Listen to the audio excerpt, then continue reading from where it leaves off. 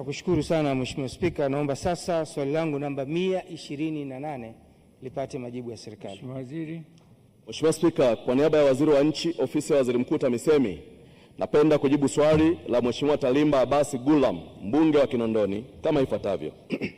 Mradi wa bonde la Mto Msimbazi unalenga kupunguza athari za mafuriko katika eneo la Jangwani na kuboresha mipango miji katika eneo la chini la bonde.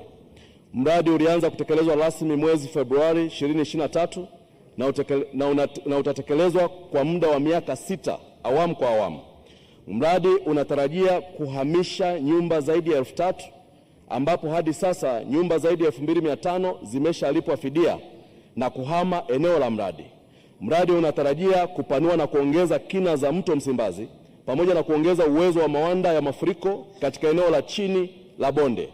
Udongo utakaotokana na upanuzi huo utatumika kutengeneza eneo salama kwa makazi na biashara pembezoni mwa bonde hilo la Msimbazi. Jumla ya hekta 57 zinatarajiwa kupatikana kwa matumizi hayo. Mkataba wa ujenzi huu unatarajiwa kusainiwa mwezi Februari kwa maana ya mwezi huu na kazi kuanza rasmi ifikapo mwezi Mei 2026. Mheshimiwa Spika, mradi wa bonde la Mto Msimbazi unajenga daraja jipya eneo la Jangwani lenye urefu wa mita 390 chini ya usimamizi wa TANROADS. Kazi hii imeanza tangu mwezi Mei 2025 na ujenzi upo 15%. Mradi utajenga karakana mpya ya mabasi ya mwendokasi katika eneo la Ubungo Maziwa. Mkataba wa kazi hii unatarajiwa kusainiwa mwezi huu Februari. Vile mradi unatarajia kuboresha maeneo korofi katika eneo la juu la bonde pamoja na kuratibu shughuli za kibinadamu ili kudhibiti mmomonyoko wa udongo unaotwama eneo la chini na kusababisha mafuriko. Mheshimiwa Gulabasi. Mheshimiwa Spika, nishukuru serikali kwa majibu mazuri. Mradi ule Mheshimiwa Spika, ulianza kuzungumzwa miaka 5 iliyopita na ni kipindi kirefu sana. Sasa tukiongeza miaka 6 mingine, maana yake wananchi wa maeneo yale ambayo wanapata sana mafuriko wanakwenda kupata shida. Swali, serikali haioni haja ya kurevise program zake ili kuweza kuharakisha kumalizika kwa mradi huu?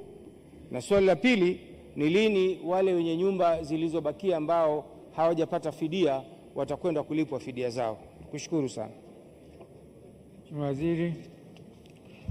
Mheshimiwa Spika, napenda kuifahamisha bunge lako kwamba mradi huu wa bonde la Msimbazi ni mradi mkubwa, ni mradi unaogharimu dola za Marekani karibia milioni 260 ambazo ni fedha za Kitanzania zaidi ya bilioni 650.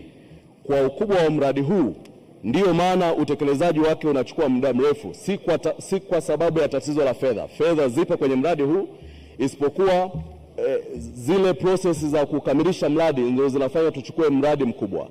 Tutaanza kwa kuongeza kina cha Mto Msimbazi, lakini vile kutanua kingo na kuzijenga upya na kutanua zaidi mawanda ya maeneo ya mafuriko, lakini vile kutengeneza hili eneo salama kwa ajili ya makazi na biashara, eneo la ukubwa wa hekta 57.